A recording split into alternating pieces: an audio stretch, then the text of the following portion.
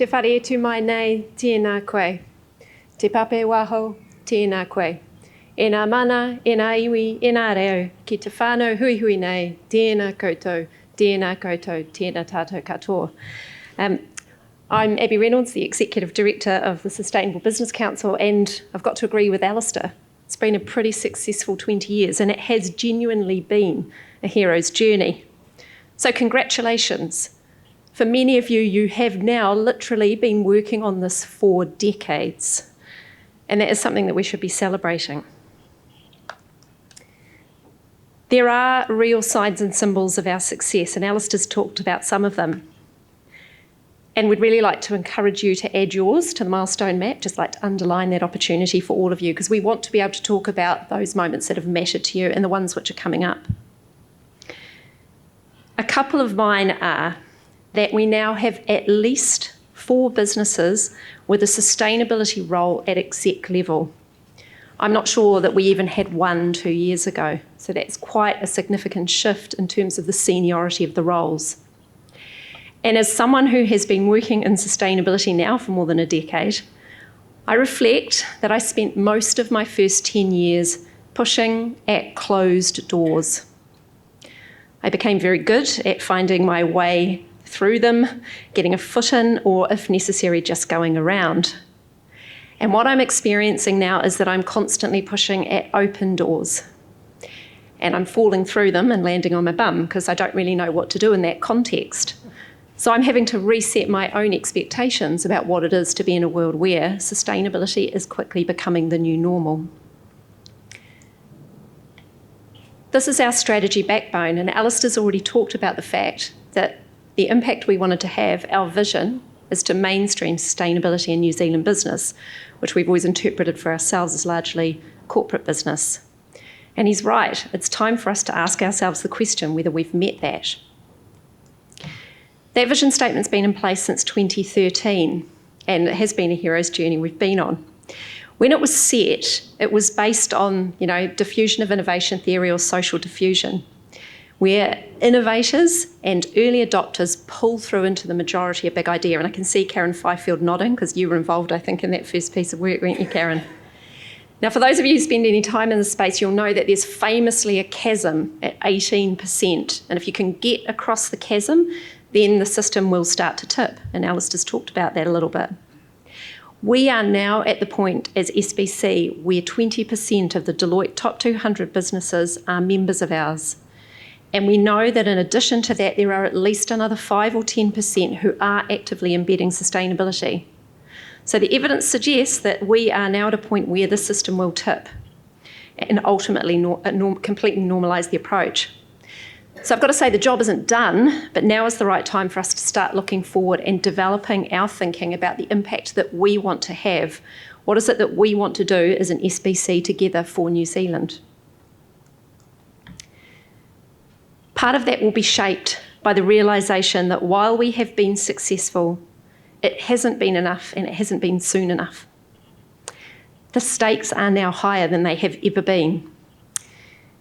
And for many of us who work in sustainability, I can remember that the day the UN IPCC report on 1.5 degree versus 2 degrees came out was a moment of quite significant despair for a few of us. It was a real watershed moment. And we started to appreciate for the first time how low the odds are of humanity making the changes it needs to for us to stay living within a safe climate. This has been the first year where I've had to consistently have conversations, and many of them with sustainability practitioners, about climate grief and climate trauma. So for those of you who have sustainability people reporting to you, my ask to you is to check in with those people and make sure that they have the support around them that they need to keep going. As the scale of these challenges grow, they are all going to need more support to keep going, and they will be more important than ever. Our call to adventure also needs to reflect the fact that while we've worked on all of the right things, in so many cases we've been working on symptoms and not causes. Climate change, waste, biodiversity loss, they are symptoms of mindsets, economic models, business models and philosophies. And they're really difficult to identify and change because they are like the air we breathe or the water that we swim in. They're invisible to us. And I do feel hopeful. We're already starting to see early signs that there's an appetite to look at this. Nearly 2 years ago, when we did our material issues assessment with the SBC Advisory Board, they identified that how the system shares wealth fairly was something we were going to need to start thinking about. And this week, many of you will have picked up the news that the Business Roundtable in the US, supported by 181 CEOs, has come out saying that the end of shareholder primacy is in sight, that they agree that they have to give balanced weight to all stakeholders. So we've started this work with the SBC Advisory Board. In April, we had a strategy day out at Rapaki Marae down in Akaroa. It was hosted by our friends at Ngai Tahu and Te Hapu o Ngāti Wheki. The day was ably facilitated by Marcus Akuhata Brown, who used a Te Ao Māori framework with us. There were 2 very critical points of learning from that session that we've brought into today's session. And we're really lucky that Anahira has already spoken to one of them.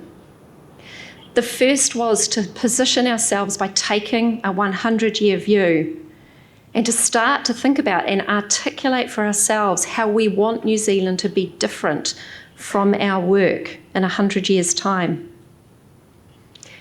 And so for those of you who've done the Sustainable Leadership Program or you've come across the framework elsewhere, this idea of 7-generation thinking is something that we use. And some of you will also have heard Rangimārie Hunia from Ngāti Whātua talk about mokopuna decisions, the idea that we make decisions for our grandchildren and our grandchildren's grandchildren, which is exactly what Anahira talked to us about. The second key point that came out of that day was to start to notice who wasn't in the room, which voices weren't there as we were starting our vision work. We've always been really focused on business talking to business in SBC. But what came up several times on Rapaki was that community wasn't in the room and that they needed to be. And community is a really big word, right? There's so much that we capture by that. But we've decided that we just need to start. So today we are inviting the outside in, and we're going to be hearing from community voices about what they're looking for, what matters, and how they're working. And the final and critical piece of framing is about how we start addressing causes and not just symptoms. Taking a 7-generation view gets you there pretty quickly. A 7-generation view also gets you to the realisation that we are going to have to start taking a regenerative approach, that we need to move beyond sustainability and just reducing harm to improving benefit for people and for place. Can we move our mindsets, our values, our activities and our business models as humans to produce net benefits for natural systems and for people? That, my friends, is our next call to adventure. Nō reira, tēnā koutou, tēnā koutou, tēnā koutou katoa.